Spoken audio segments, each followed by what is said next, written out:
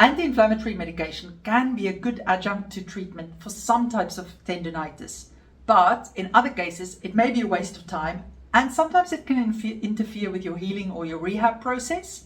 So in this video, I'm going to look at the research and why you sometimes may want to use anti-inflammatories and other times shouldn't.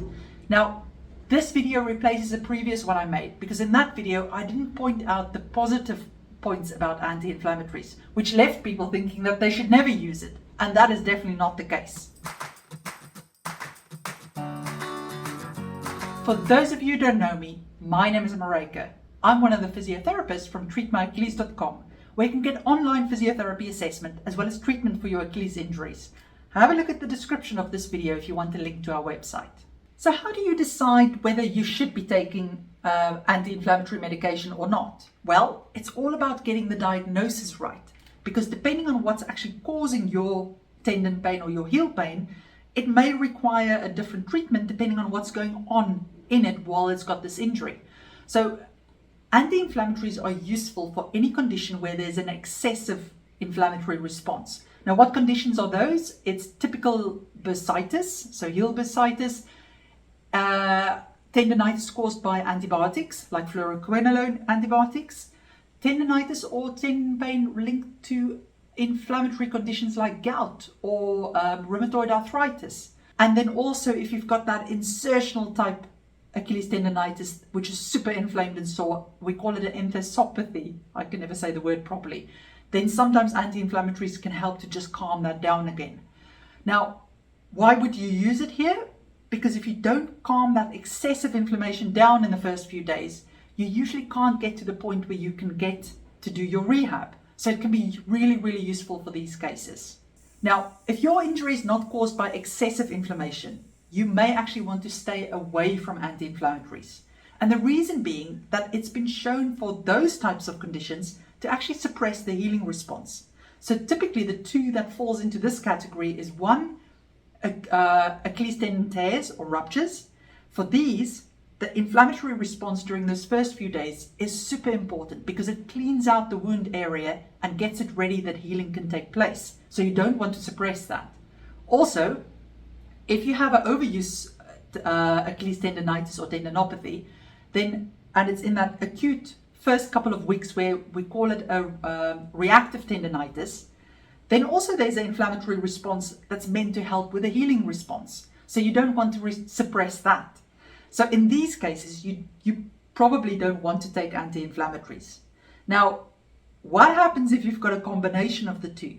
So it's really common to have heel bursitis plus Achilles tendonitis or tendinopathy. What do you do then? Do I take the anti-inflammatories? Do I not? Well, you're going to have to treat the bursitis first, because if the bursitis is super painful and there's a big inflammatory response going on, you won't be able to do your rehab to help the tendonitis. So short course of anti-inflammatories would be good to then would likely be good to settle the bursitis, followed then by your rehab for your tendinosis. Also, if you have ongoing tendon pain, so you don't have an acute, your tendon didn't flare up yesterday or last week, but actually it's been grumbling for several months now. In those cases, it's also not useful to take anti-inflammatories. One, because the research shows that actually those cases don't have a lot of inflammation in there, so taking it won't make a big difference. And two, there is also research to show that if you take anti-inflammatories when you do exercise, you actually don't get the strength gains in your tendons like you would if you didn't take the anti-inflammatories. So a tendon is made up mainly of collagen fibers that's put into parallel next to each other. And this is what makes it so strong. When you've got a tendonitis or tendinopathy, part of that tendon, those collagen fibers change. They become a bit weaker, they become disorganized. Now, you can change them back to strong ones if you do a graded strength training plan. But if you take anti-inflammatories while you're doing your strength training, can you see that over the long term, you may not get the same benefit because they suppress the amount of collagen your body then produces. So it's counterproductive. Now, if you're listening to this and you think, oh man, I've taken some anti-inflammatories, I wish I never had, don't worry about it. 1 or 2 tablets is not going to make a difference. It's if you take them consistently over weeks and weeks and weeks that it's going to suppress your collagen production. So it's not about, ooh, it's the end of my rehab because I've taken it once or twice. It's just about, just don't take it consistently, because that's the problem. So in summary, there are certain cases where anti-inflammatories can make a big difference for your treatment and where it's actually needed. But for overuse tendonitis or tendinopathy, as well as tendon tears, possibly you shouldn't be using them. And if you've got ongoing tendon pain, they're probably a waste of time and they may interfere with your rehab.